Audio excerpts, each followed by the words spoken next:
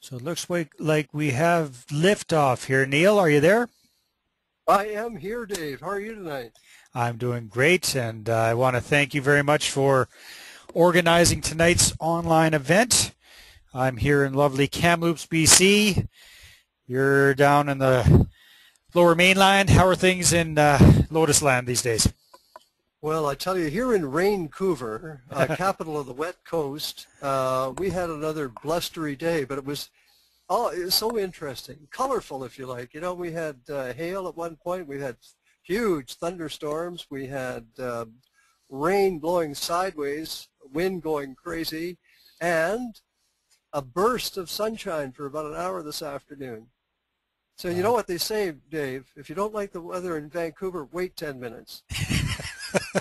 Well, there's one thing I could say about you, my friend, and that is you always look at the bright side of everything. So it's always refreshing to spend some time with you, and I'm really looking forward to tonight's event. I want to thank everybody for registering and for being on the live event tonight.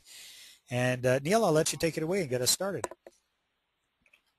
Well, what really want to say to start off is to welcome everyone on the call. We had no idea how many people would be interested. Of course, we've got a tremendous turnout here this evening. Um, my name is Neil Godin, as you know, and in a moment I'll sort of formally welcome Dave Dubois. But first I thought I'd just tell you a little bit about Dave. He's a tremendously successful entrepreneur. He's headquartered in beautiful, sunny Kamloops. Um, he's got a colorful history that you'll learn a little bit about as he goes into his presentation this evening. So I won't steal his thunder and tell you all the details, but a fascinating, colorful history. Um, he recently, if you hear if you hear a couple of puppies barking in the background, they're mine. I was going to put them in the washroom, but Dave says, you know, let them bark. So I hope it won't be too disturbing. I first met Dave when he asked me to speak to a group of business owners in Abbotsford, members of his Canadian Business Profits program, and we've worked together on a number of things since then. Dave wrote a book titled Money Making Marketing for Canadians, and asked me to contribute a chapter, which I did. And I also write a monthly article on marketing for a newsletter that goes out to members of his Canadian Business Profits program. What a terrific program. The newsletter alone is worth all of the price of the membership and more. He's got about 12 of us writing marketing articles on different topics every month. Last week, Dave told me that he was holding a series of public workshops on real estate investing, which I know nothing about. And I'm assuming a lot of people in my network are pretty much like me. But he told me that a lot of his real estate investing members, because he has another membership group for people who do real estate investing, are small business owners and independent professionals, people like yourself and people like myself. He said that, it really is a perfect, profitable sideline for business owners. So I suggested we do a webinar on the topic, and so here we are. By the way, Dave's newest book is titled Rent to Own Profits for Canadians, and he'll tell you a little bit about that as well. I love his passion for the idea of part-time real estate investing. He's, man, if you could bottle his energy, we'd be doing great. Anyway, without further ado, Dave, welcome. Well, Neil, that was like one of the best introductions I've had in a long time. So thank you very much. And again, thank you everybody for spending some time with us this evening. It's going to be a fun online presentation. So with these kind of things, it is different than being live and in person. So to kind of make it as interactive as possible, I'm going to welcome you. If you agree with something or if I ask a question, you can respond. You can type it into the question box. And I'm just going to make sure that I've got that working properly. Yeah, you can type questions that you have into the question box, comments that you have in there as well. And time permitting, I'll be happy to take a look at those and cover anything that I can that comes up as we're going along. All right, fair enough. Another option is you've got a little thing there on your computer where you can put your hand up. That's kind of like a high five. That's like putting your hand up in a seminar saying, yes, I agree, that sort of thing. So you're welcome to use that as well. So I love these online presentations. It's the next best thing to being there live. And let's jump right into it. And Neil, thanks once again for putting this on, hosting this. And uh, Neil asked me to create this presentation specifically for small business owners. I am very, very passionate about business. It's my first love is small business, and especially marketing. That's definitely what Neil and I have in common. So our presentation for tonight is this the perfect real estate business for busy BC business owners and professionals? Try and say that 5 times quickly. All right, so what are we going to cover tonight? We're going to go over a little bit about my background, because I always think it's important if I'm participating in an event or a presentation or a webinar or whatnot. I want to know a little bit about the person who's talking, what qualifies them to talk to me about the topic at hand. We're going to go over why real estate is vital for business owners, real estate investing, or I think it is anyhow. We're going to go quickly over some different kinds of real estate investing and the pros and cons of each one. Then we'll jump right into my favorite kind of real estate investing, which is rent-to-own, and why it is that way, and how, if you're interested, you can optimize what you already have to get up and running fast with a sideline real estate investing business. And then, as Neil mentioned before, I'm going to give you a special invitation to my upcoming free live events, plus a way to get my new book, Rent-to-Own Profits for Canadians, absolutely free. I'll tell you about that towards the end of the presentation. So we'll have about 30 to 45 minutes on the call tonight. And again, I welcome any questions that you might have. Just go ahead and plunk them into the question box there. So a little bit about myself.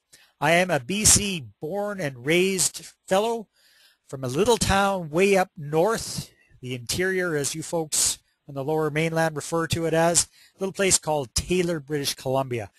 And up until very recently, Taylor, nobody knew what the heck Taylor was, where it was, anything about it, until CBC came up with a phenomenal program called Village on a Diet.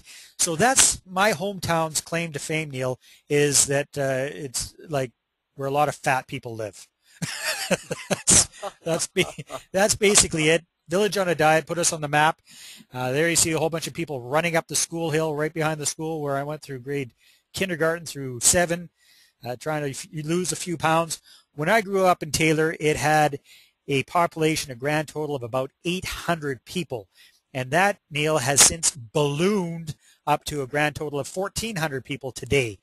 And if you didn't catch the pun, Village on a Diet, ballooned up, all that kind of stuff, that's about as good as the humor gets. So bear with me. So redneck from northeastern British Columbia. The top left picture there is a high school party picture. The short guy with the big mouth in the middle is me, and some things just haven't changed all that much, except I've got a lot less hair and a bit more girth. Maybe I should join the program up there, Village on a Diet. Anyhow, after graduating from high school, I'd like to say I scooted right off to UBC, but I didn't have the grades for it. So I actually had to spend a year at Northern Lights College in Fort St. John, get my grades up so that they'd let me in the door at UBC. I went there. As you can see, the activities didn't change very much. It involved a lot of beer, a lot of having fun, and not a heck of a lot of studying. But I did manage to get a BA, or what I like to call a basically asinine degree in psychology. Graduated in 1990 with, I think I had a 2.3 grade point average on the 4-point scale. So I was not a great student, Neil. So for some reason or another, people were not knocking down the doors, offering me great paying jobs with my little Bachelor of Arts degree in psychology. So I said, what the heck?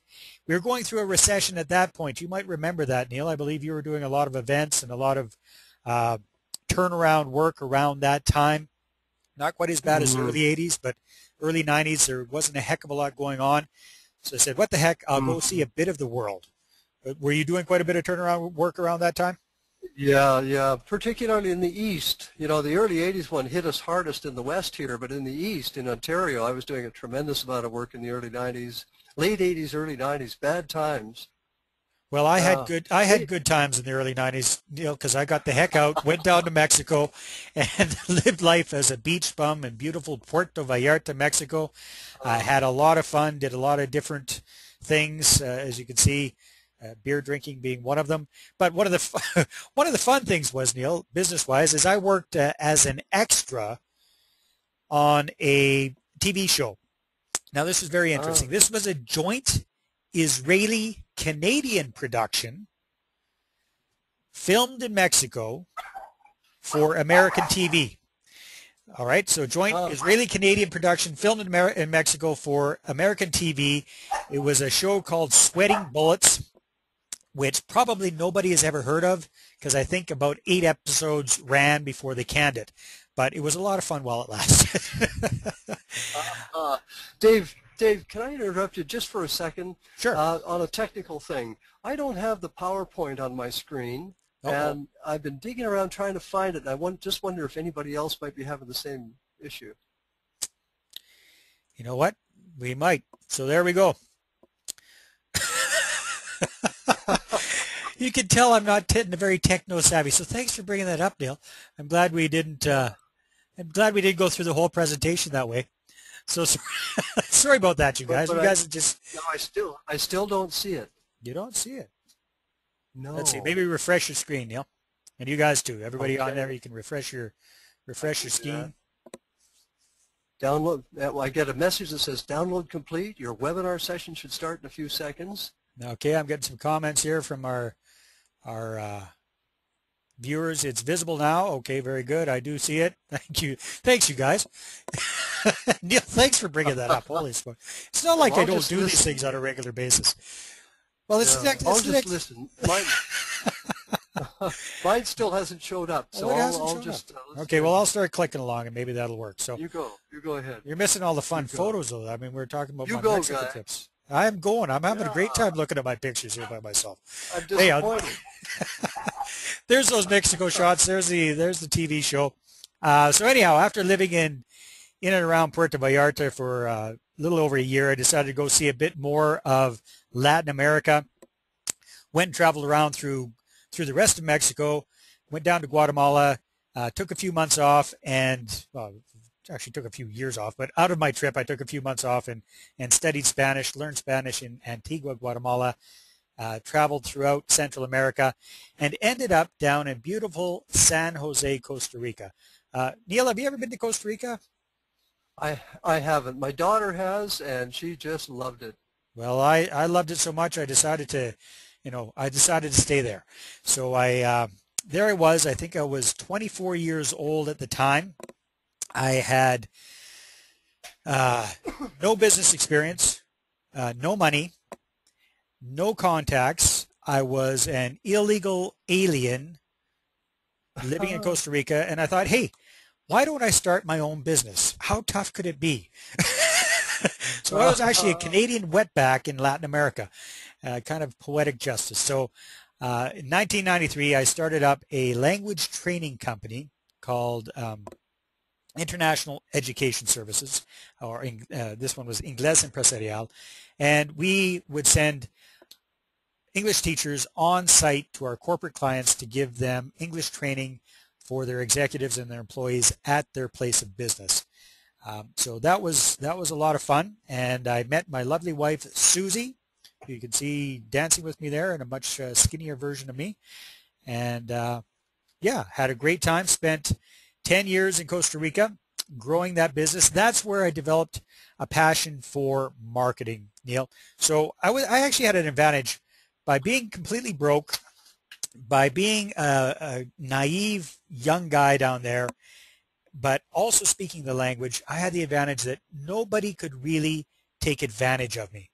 First of all, because I had no money to steal because I was broke. So that was a big advantage. The other thing was speaking the language made a huge difference. But as you can imagine, starting from scratch, just on a real bootstring budget, made every mistake in the book. Luckily, they couldn't hurt me too badly. Finally clued in, started reading books like Guerrilla Marketing, stumbled across Dan Kennedy, Jay Abraham, some of the big names in marketing, became very, very passionate about it, started using those ideas and materials, and turned my little struggling language company around, went from being the bottom of the pack with over 50 direct and indirect competitors right in San Jose to jumping up to the top 3 within 2 years. And that was thanks to getting some good marketing education. And Neil, I know you are definitely a marketer that I look up to. You're absolutely brilliant. Everything that you talk about is fantastic, and I sure as heck could have used some of that turnaround information education back in those days. So, 2003, my wife and I decided to move to Canada. So again, I married Susie. She's from Costa Rica, had never lived in Canada, but we decided to move back to Canada. And everybody goes, "What are you, a moron? Why would you leave beautiful tropical paradise and move back to Canada from Costa Rica?" Well, you know, Neil, when you grow up, when you live somewhere, you don't realize how good we have it here in Canada. If you talk to a lot of new immigrants, you get a bit of a perspective about that. I love Costa Rica. It's a fantastic country. But Susie and I wanted to raise our children in Canada, have them go to school here, and grow up where I grew up. So that's why we made the decision. But basically had to start from scratch because I still had the business in Costa Rica, wasn't able to sell it right off the bat, so I had to come to Canada, kind of bootstrapping it again, starting from scratch. Wasn't sure what I wanted to do. I thought, you know, language training school in Kamloops might not be the best thing to do. And anyhow, I'd had 10 years of that, so I wanted to try something else. Looked into becoming a certified financial planner, like my big brother Dan was at the time. Decided that wasn't really for me. But I'd always been interested in real estate investing. So I looked into what was some of these creative real estate investment courses and programs and things like that. You know, sent away, invested quite a bit of money. I'd say over $10,000 in different courses and programs. Most of them were very, very American focused. But I managed to take what I learned, Canadianize it, and between '03 and '05, I did, my claim to fame real estate wise was doing 18 flips in 18 months. Now that sounds very, very impressive, but not all of those deals worked out, Neil, as is life. Some things work, some things don't. Some of them were very, very pretty homes like that top one.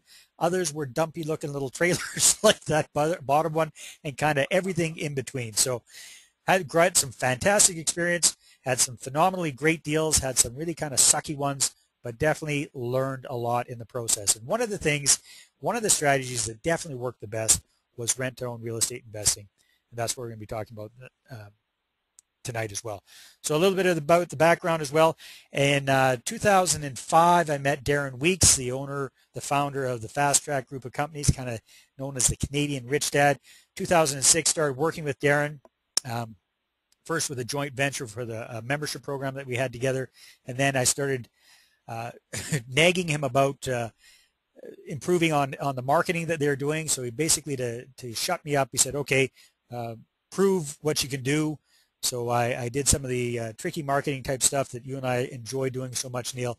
And in a city 1/10 the size of the normal markets that they were going to, with a budget less than 1/3 of the size that they usually spent, I got 525 people out to one of his live events. So after that, he said, okay, Dave, you're the guy. And I became the marketing guy for Darren and his Fast Track group of companies for 5 years until the beginning of 2011.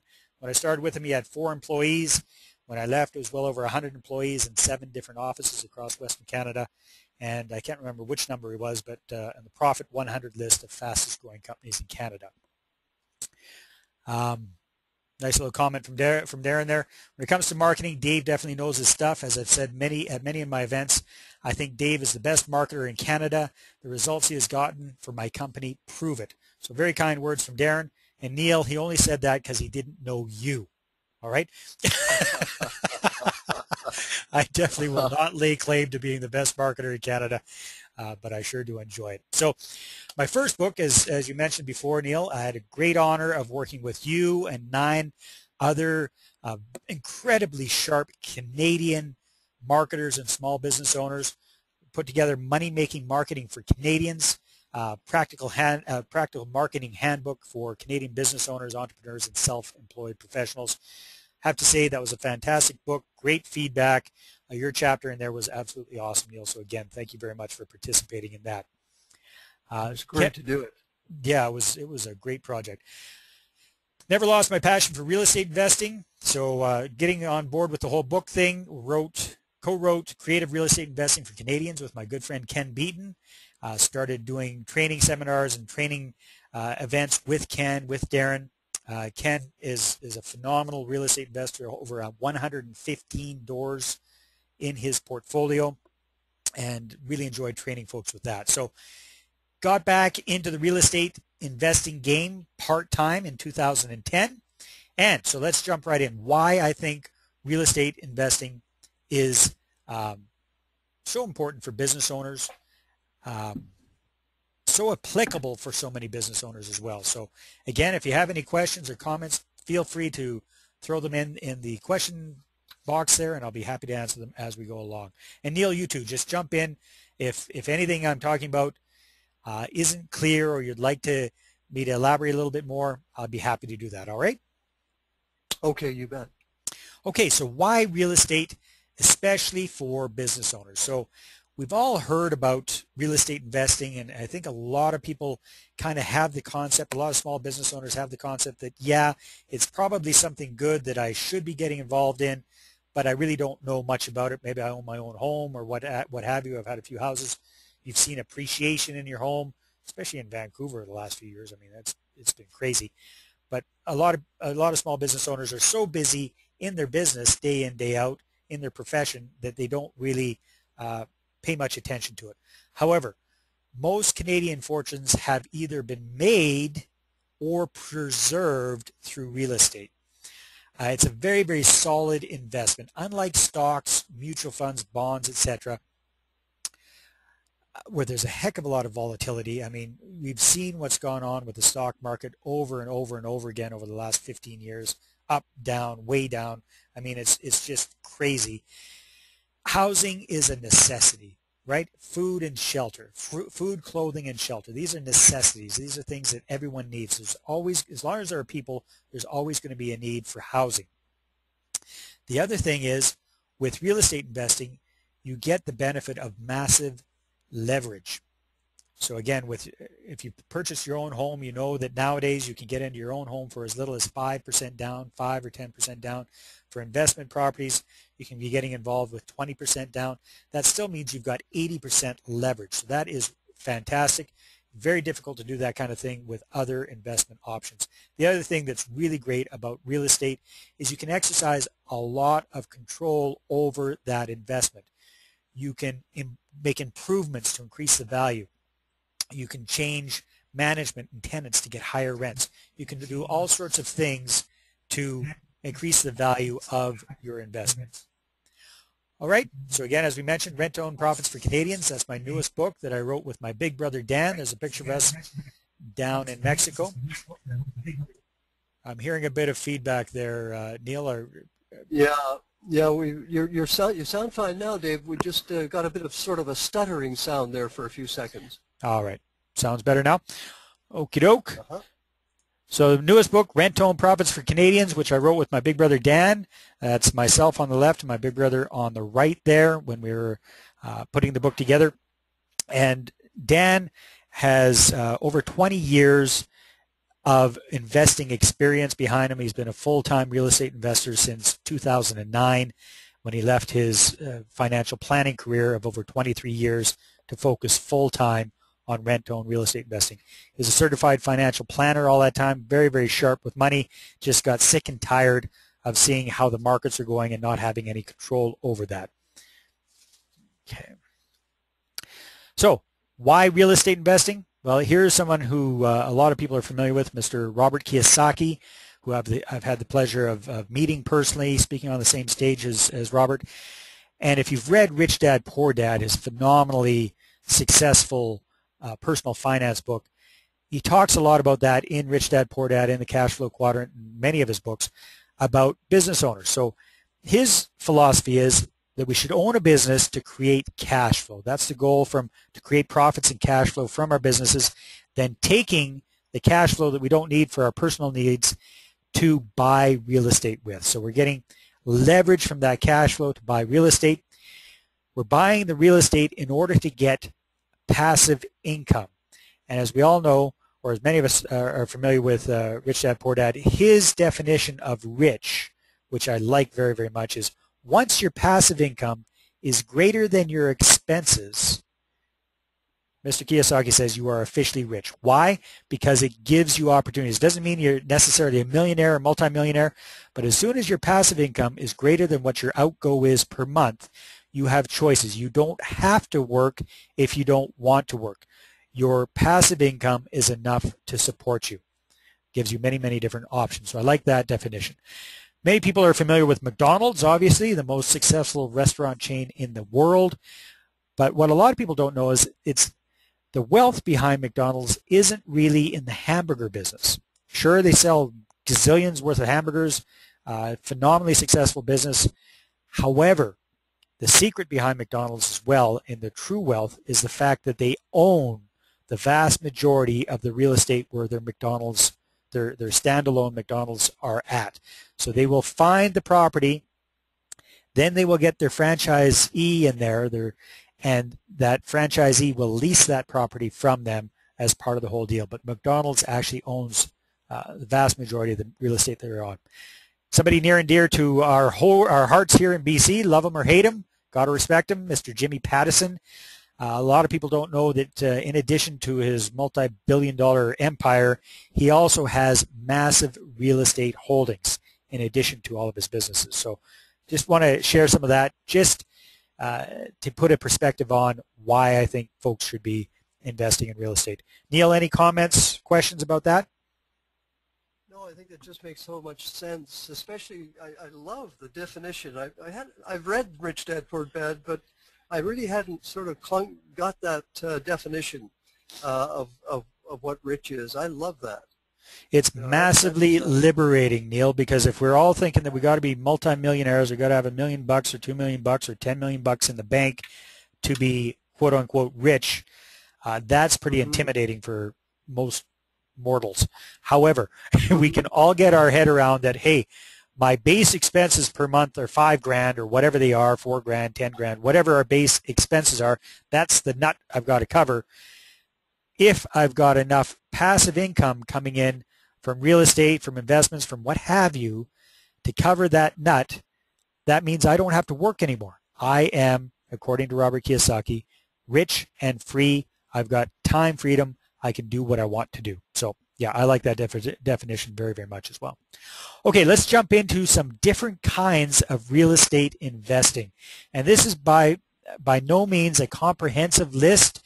I'm not going to get into everything really, really in depth, but I just kind of want to do some broad strokes, do a little bit of comparing and contrasting, and show folks why I prefer rent-owned real estate investing personally.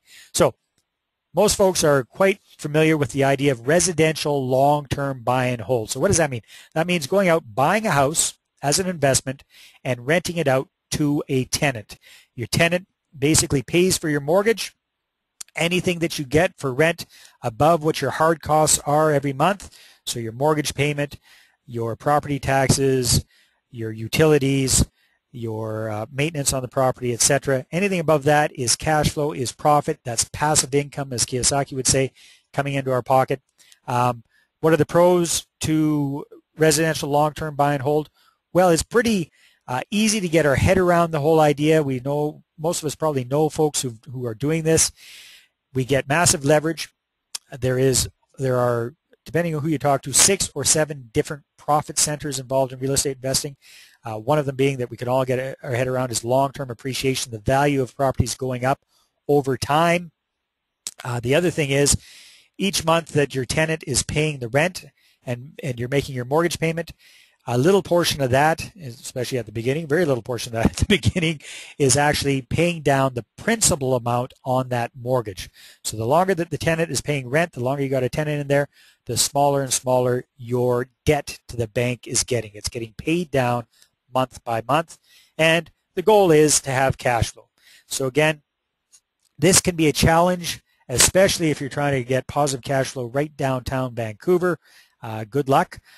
Buying a property today and getting positive cash flow traditionally in downtown Vancouver is going to be very, very, very difficult. But in other areas, if you're in Surrey, if you're in the Fraser Valley, if you're in Maple Ridge, you're in some different areas like that, yes, you can probably do that and get some sort of a small cash flow from that. What are the cons to residential long-term buy and hold? Well, this is what keeps most people away from real estate investing at all. We've all heard nightmare stories about tenants from hell.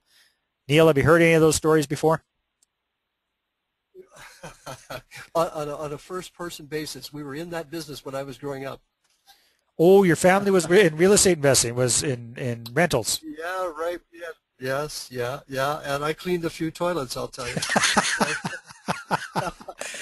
Helped a Toilets few and plumbers. tenants.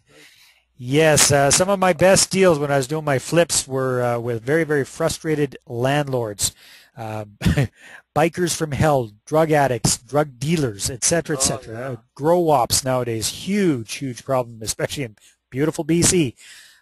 So that is Right. what scares most people away from real estate investing, is that thought of having to deal with these darn tenants, evicting people, cleaning up their messes, just dealing with all that sort of stuff. The headaches of dealing with toilets and tenants. All right, so that's residential long-term buy and hold. Next step up from that is working into multifamily long-term buy and hold. So instead of just doing like a single house, perhaps you're looking at a duplex, triplex, fourplex, sixplex, eightplexes and up, small apartment buildings, etc. That's what multifamily is, as I'm talking about it here. So you buy a small multi-unit building, long-term buy and hold, same idea, but you're just having more, as we would call them, doors under one roof. So there are some economies of scale there. Those are some of the cons there. Same pros. Another pro for this would be the economies of scale. Same cons, and another one, which is the learning curve of getting involved with multifamily real estate investing. A little bit more complex than traditional just single-family homes as well. You got the same headaches. You got to be dealing with toilets and tenants. Typically, these are much more expensive properties. You have to come up with a lot more money for a down payment. They're harder to find these kind of deals to get a good, because there aren't as many of them as there are single-family homes. So finding a deal that makes sense is a bit more of a challenge. And then you've got multiple tenants to deal with and to manage. So pros and cons to all of these different forms of real estate. So I'm not going to, if anyone's on the call and they're actually involved in any of these forms of real estate investing, I'm not bashing them.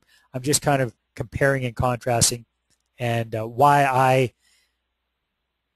really like rent-owned real estate investing myself. Okay. Next, we can take a look at commercial real estate investing. So my definition of commercial would be things like small strip malls, small office buildings. Well, it doesn't have to be small, but that's the idea. You get the idea. Those kind of commercial type buildings. So again, same pros as the other ones. You get leverage, long-term appreciation, mortgage pay down, cash flow. Nice thing about commercial is typically commercial clients are not as much of a pain in the butt as residential tenants. So you don't have typically those nightmare tenant stories.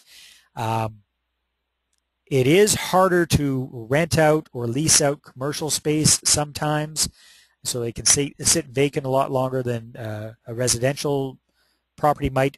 But again, pros and cons to everything. Learning curve, again, it's a different kettle of fish. You have to really understand that a lot more. Taxes, my personal experience is I own the office building that we're in here in Kamloops. Wasn't really experienced with that when I jumped in. Didn't realize what the property tax consequences are. So even though my office space is not as valuable as my personal residence, my tax bill every year is over 3 times as much as my personal residence is, which kind of really ticks me off, and I wasn't expecting when I got into that. Next thing we can take a look at is a lot of people are familiar with this, which are residential flips. These are the fun shows you can see on home TV and those kind of programs where people are going in and buying a property, fixer-upper, getting in there, getting it for a really good price, going in and rehabbing it, fixing it all up, and then flipping it for a quick profit, which, sounds fun and exciting and sexy, and it can be, especially if you're a handy kind of person. Unfortunately, Neil, I'm about as handy as a foot. So this is this is exactly the wrong business for me to be in, because I would just be getting completely ripped off by the tradespeople on everything they did in the property. You have to get in at a very, very advantageous price. It's hard to get financing on real crappy fixer-upper type properties. So getting the cash to buy the thing, getting the cash to fix the thing up, and then it's all a time thing. I mean, time is money, especially in this business. So if things get delayed or go out, you're losing money every day that you go over your time frame for that. So a lot of risk, a high risk with this kind of investing. It's very, very speculative. You're hoping that you'll fix things up and sell it quickly and make a buck. Can you make good money at it? Of course you can. I know a lot of folks who have. I've got family members who've done this very, very successfully, but it is quite stressful. Any questions or comments so far, Neil? I'm following this and really enjoying it. I find it really informative, educational. You know, I'm nodding my head a lot here, and I bet that others are as well.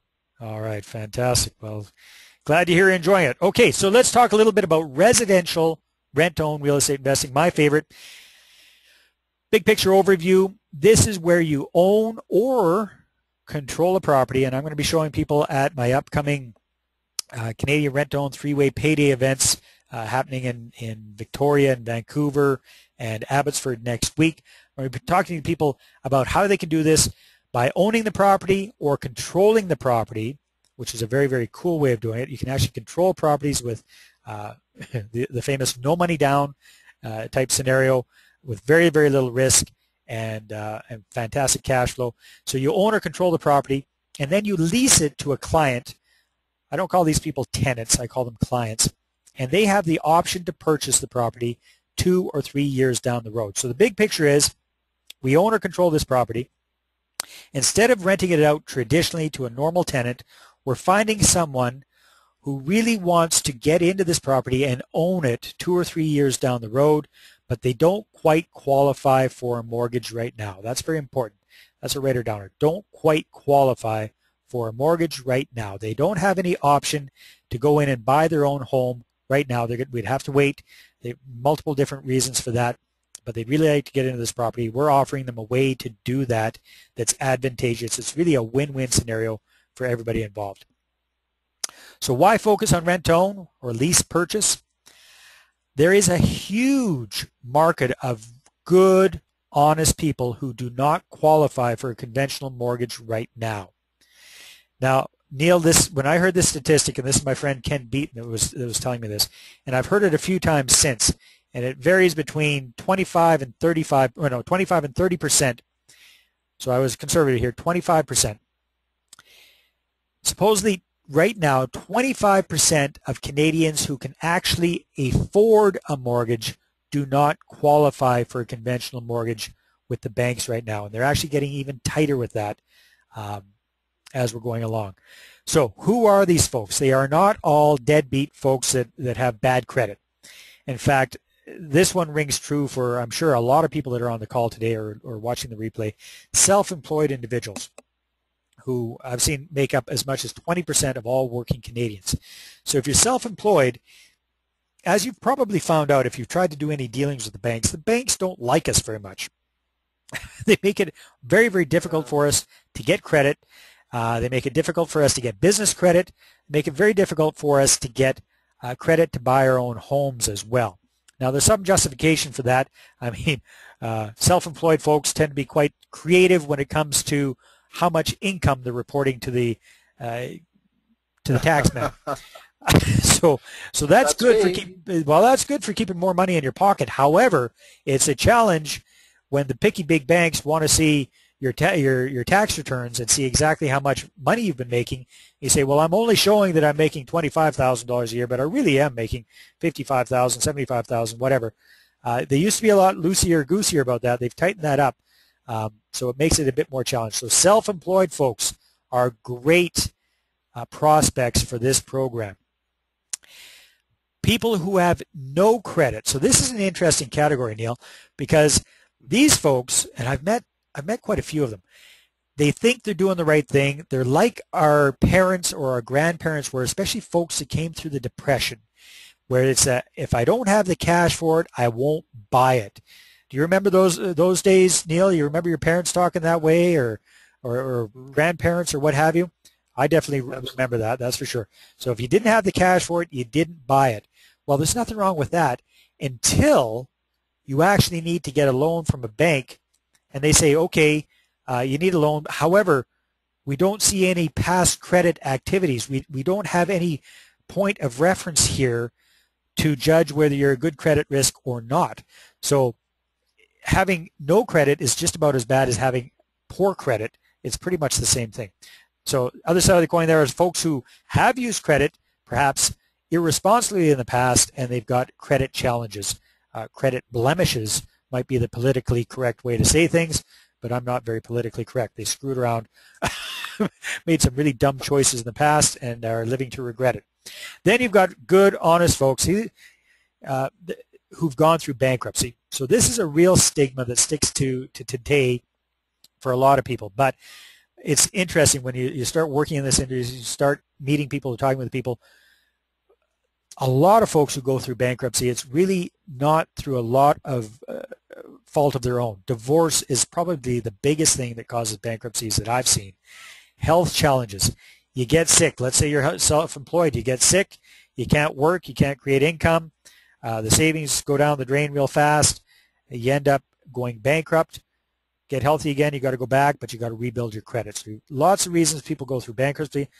You try a business idea, you give it your best, it just doesn't work, you go bankrupt. Hey, it happens. Those are good folks to be working with. And then folks who don't have enough money for a down payment. Oops, missed my favorite one. New immigrants to the country, Neil. This is probably my favorite category because these are folks who've I'm not talking about refugees. I'm talking about folks who actually went through the whole process of coming into the country legally, did all of the crap that they had to do to get in here. They're wanting to live the Canadian dream. Part of the Canadian dream is to get into their own home. But again, they don't have any credit history, so they don't qualify for a mortgage with the big banks. They are fantastic people to deal with. Great option there. So again, huge market of people that you can potentially be working with and doing business with rent-to-own real estate investing. Okay, so rent-to-own overview again. Lots of prospective clients or customers. Here's my favorite thing, one of my favorite things about rent-to-own, Neil, that I think you can appreciate remembering back to when you were a kid. Right. Rent-to-own real estate investing virtually, I won't say completely, but it virtually eliminates tenant and toilet problems. Now you might ask why, and that's because the clients that you're working with rent-to-own are completely different than tenants. These folks are actually what I call homeowners in training. They want to buy the property. They don't just want to rent it. They want to get into that place and own it in 2 or 3 years. Completely different mindset. They're going to take care of it as if it's their own property because it's going to be their own property. Plus, with the agreements that we have with our clients, they are responsible for all of the maintenance on the property. So you aren't getting any of those 3 a.m. my toilet's broken, come fix it type calls. That's huge. Next phenomenal thing about rent-to-own is the cash flow. So literally, Neil, the way I do rent-to-own real estate investing, I get 5 to 10 times or more the average cash flow that most buy and hold real estate investors get per what we call door, per unit, per home. So if you talk to experienced real estate investors who have multiple properties, after you've paid everything out, after you've done the maintenance on the property, after you've taken everything into account, when you're talking about pure cash flow per month, you're lucky if you're getting $75 to $100 a month positive cash flow from a single property.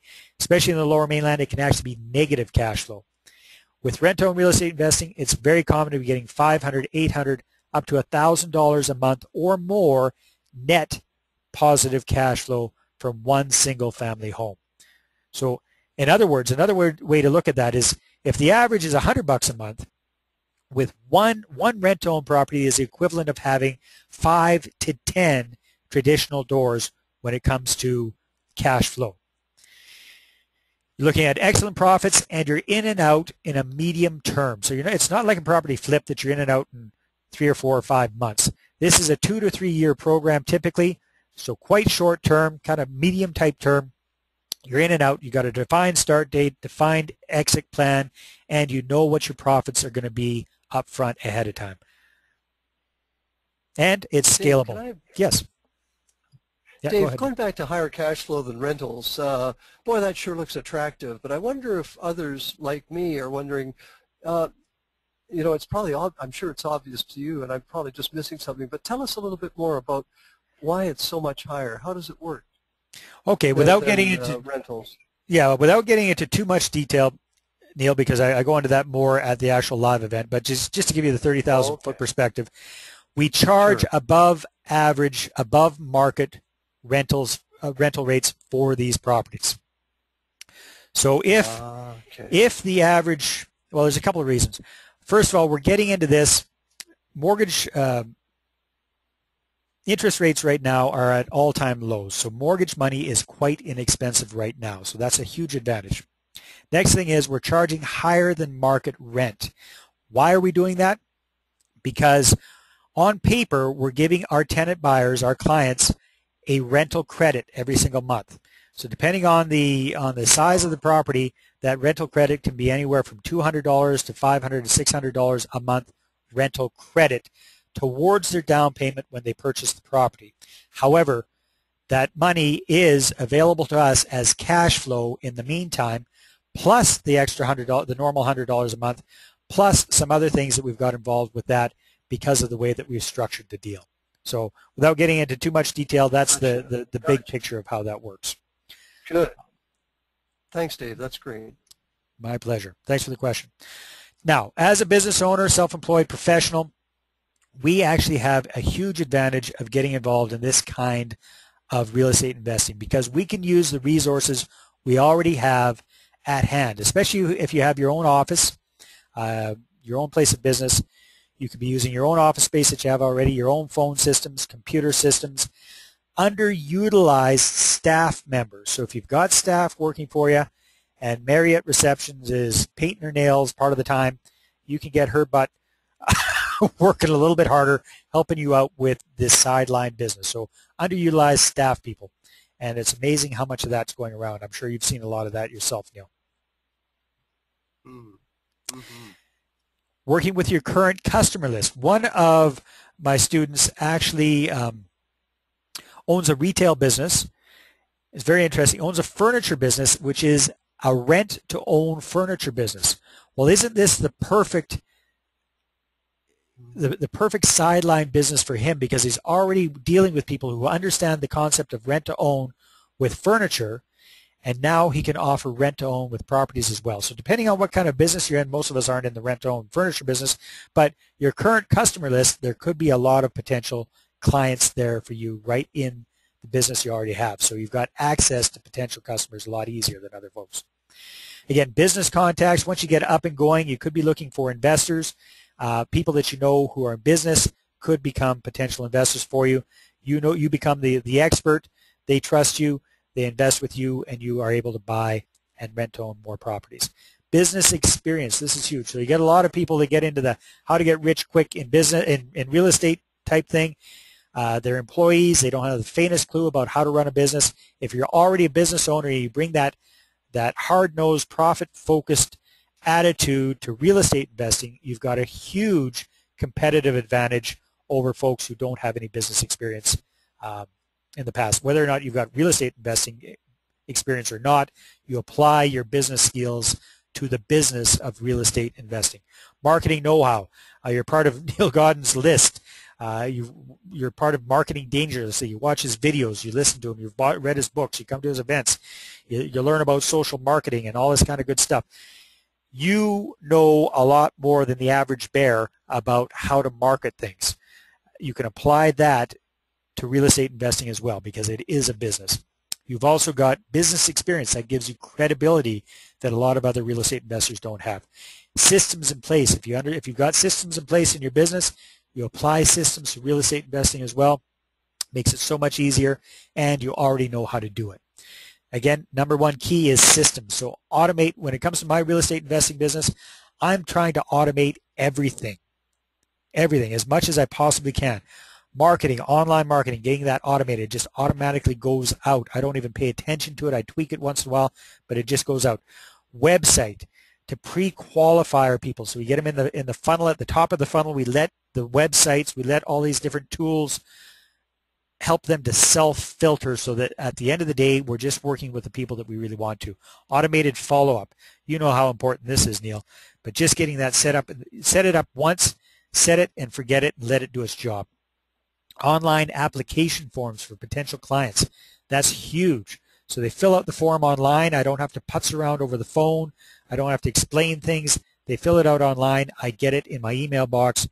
Bob's your uncle. Self-serve appointment setting. I love this one. So they set up their application. They put in their application and everything like that. And then you can have a calendar online where they pick, you show the times that you're available for consultations or what have you, and they pick the time that works best for both of you. So works wonderfully. Here's an example of my rent-to-own real estate investing website.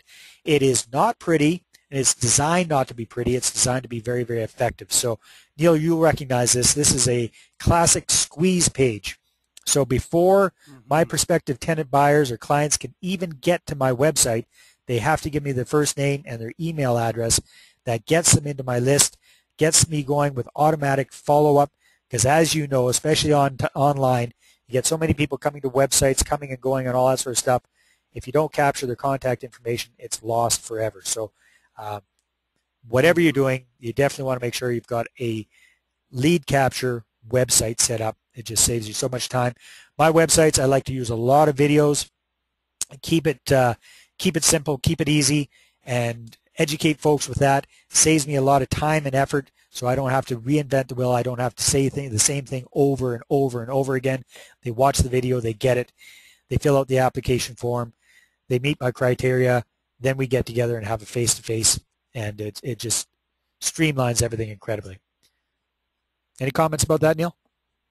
Well, what I love about that, I mean, normally we have a squeeze page where we're offering a newsletter or something, but you're actually using that gain access device to actually pre-qualify people.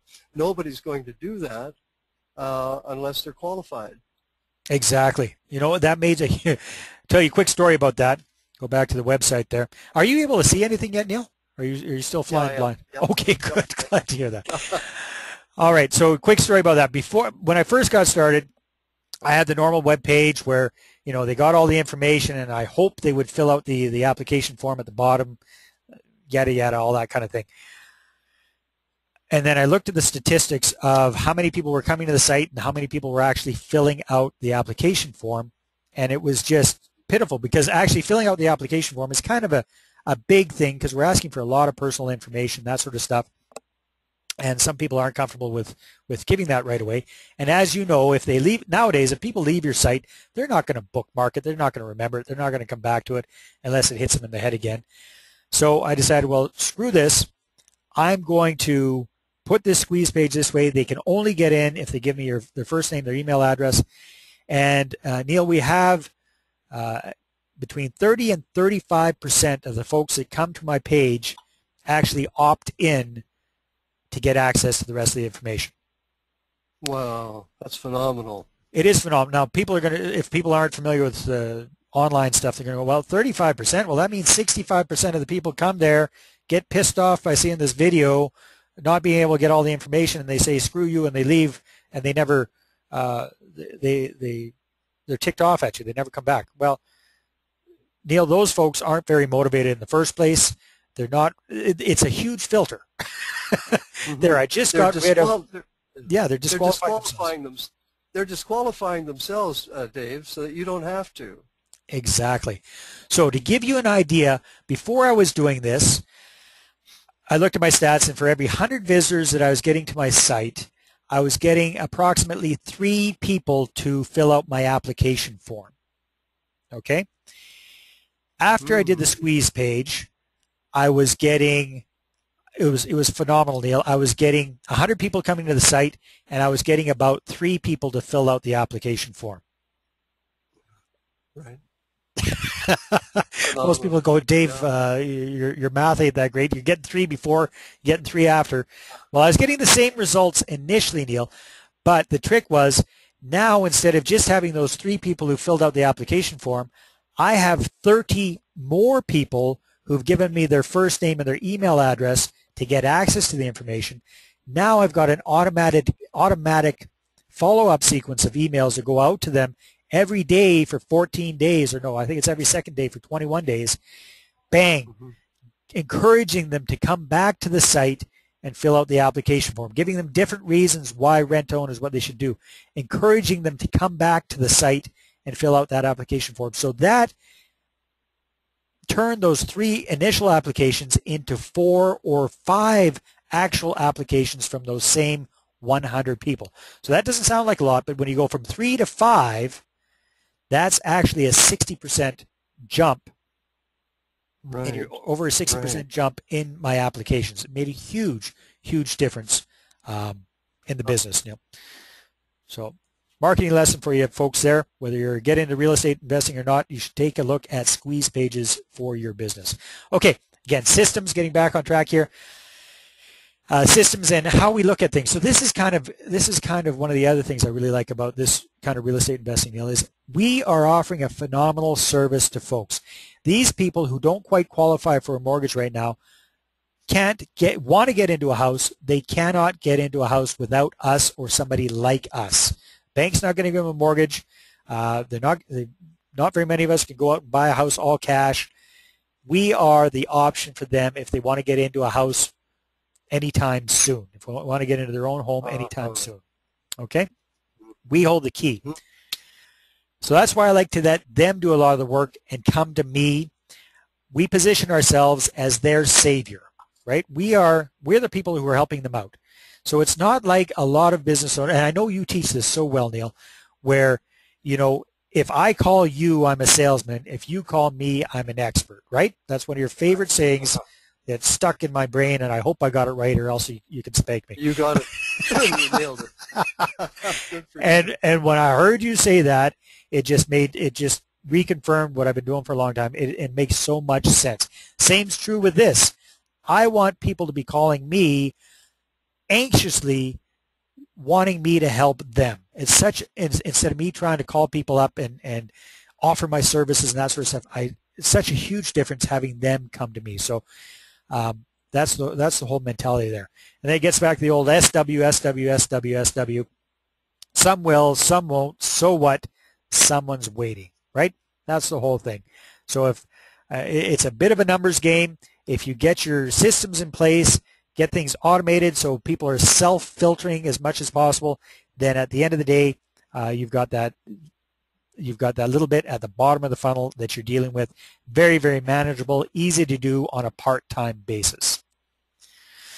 All right, Neil, do you mind if I share a few success stories about people just like the folks on the call who are doing rent-to-own real estate investing? Yep, let's do it. All right. So here's a cool story because it really talks about the part-time aspect of our possibilities of this. So this is Matt and Les Crowley. It's a father and son team from Edmonton, around Edmonton, St. Albert, I believe. They got their first deal. Last time I talked to them, right before Christmas, they had their first rent-to-own deal under their belts. They got $10,000 up front, and this is what I teach folks, is how to get a big chunk of change up front from your tenant buyers. Skin in the game, I call it. $10,000 non-refundable option fee up front from their tenant buyers. So compare that to half a month's rent for a rental for a deposit, a damage deposit that we can get here in BC. That's huge. They're getting $1,276 a month net positive cash flow, Neil, after all of their expenses have been paid out. $1,276 a month. They're going to see a $12,774 payday at the end of the deal. I believe that's a 2-year deal for over $40,000 in total profit from this one little single-family home on a 2-year deal. So that's the kind of thing. Now, what's unique about these guys? They're both super busy. Matt, you can see, is a young guy. He's a full-time student at university, and unlike me, Neil, he's a very serious student. He's a brainiac. He focuses on his studies. So this has to be very part-time for him. His dad, Les, is an engineer, I believe, full-time work, lots of responsibility, lots of travel. So they've got this set up as a part-time business, and they're looking, all they really want to be doing are 2 or 3 deals a year, kind of as a sideline type of a thing, and it's working well for them. Here are a couple of deals from Kamloops, BC. Kamloops is a fantastic town, but there's nothing special about Kamloops. There's nothing unique about Kamloops. The average price, home price, is actually quite a bit lower than some other areas, so that means profit potential is even higher in higher priced areas. But here's a deal on a little townhouse that we have here in Kamloops. Do you have any condominiums or townhouses on the coast there, Neil? Oh, we've got a few. I got a few of them, exactly. So One these or things, two right here in my neighborhood. there you go. These deals work very, very well in condos and townhouses. So usually we're looking at starter home type properties. This particular deal, $15,000 upfront, non-refundable option fee, getting $767 a month net positive cash flow. You're going to look at another $6,000 payday at the end of 2 years. Total profit on this particular property, just a little under $40,000 in 2 years. Next one here, $12,000 upfront non-refundable option fee for this deal, $1,112 a month net positive cash flow. Total profit on this deal over 2 years is going to be a little over $41,000. So these are the profit potentials you could be looking at from rent-to-own real estate investing. So quick summary here, Neil, because we've gone over a lot of stuff very, very quickly. Why do I like rent-to-own? Lots of prospective clients. Again, 25 to 30% of the Canadian population who can afford a mortgage, cannot qualify for one right now. That's who we're going after. Rent-to-own reduces, virtually eliminates tenant and toilet hassles. Amazing monthly cash flow. I'm talking 5 times, 8 times, 10 times the normal cash flow that you would get from the same home rented out the traditional buy and hold way. $30,000 to $50,000 net profit per deal is very, very common, and you're in and out quickly, 2 to 3 years per deal. And as business owners, we can use what we've already got. We can utilize the resources we've got already, the experience we have already, the contacts we have already, and we can do it very, very part-time by automating and systematizing this business. So if you're interested, that's great. I'd like to invite you to come out to the Canadian Rent-to-Own 3-Way Payday live event where I get more in-depth, more detailed about the whole program. This is a no-cost event. I've got 3 of them going on. Tuesday the 20th in Victoria, next Wednesday, March 21st in Burnaby, and next Thursday, March 22nd in Abbotsford. All of those events are beginning at 7 p.m. If you're interested, you can check out 3waypayday.com. Pre-registration is a must. Again, this is a no-cost event. You're going to discover how to create a full-time income with as few as 4 little rent-to-own deals. We're going to show you how to get $500, $800, even $1,000 a month or more positive cash flow from just one single-family home. Here's a very, very cool one. How to do deals with no money down, no investors, no tenants to deal with, no property management, no holding costs, 0 risk. So you're going to discover how to magnetically attract pre-qualified prospective rent-to-own clients to you, how to get into this full-time or part-time, your choice, and how to enjoy the profits of real estate investing without the typical headaches of dealing with tenants and toilets. Again, that's 3waypayday.com. And what I'd like to offer to everyone who has taken the time to be on tonight's online event, this webinar, or who, if you're watching this, if you've come to this through Neil Godin, what I'd like to do is give you a free copy of the book, Rent-to-Own Profits for Canadians. I am making this available to folks who come out to the event if they bring a guest. What I'm going to say to you folks is, if you bring a guest or not, I'm going to give you a free copy of the book just for coming out and checking out the event. So again, Tuesday the 20th in Victoria, 21st in Burnaby, Thursday the 22nd in Abbotsford, 3waypayday.com. Neil, any questions or comments? I plan to see you in Abbotsford. Well, I'm looking forward to it. That'll be great. Yeah, I've really enjoyed this. I don't know, of course, I can't speak for others on the call, but I think it's been really eye-opening. I had no idea, frankly, the difference between renting and doing deals on a Rent-to-own basis. So I think this is phenomenally enlightening. Really, well done, David. Great presentation, great program. Well, thank you very much, Neil. I want to thank everybody very much for being on the presentation tonight. And if you're interested, love to see you at one of these events next week, Tuesday in Victoria, Wednesday in Burnaby, or Thursday in Abbotsford. Again, that's threewaypayday.com for more information and to register online. Get a free copy of my new book, Rent Home Profits for Canadians, just because you're a friend of Neil. And any friend of Neil is a friend of mine. Dave, thank you very much. This has been really, really good. Awesome. Much Thanks so much, appreciated. Neil. I really appreciate you putting it on. Take care. All right. Take care. Bye-bye. Bye now.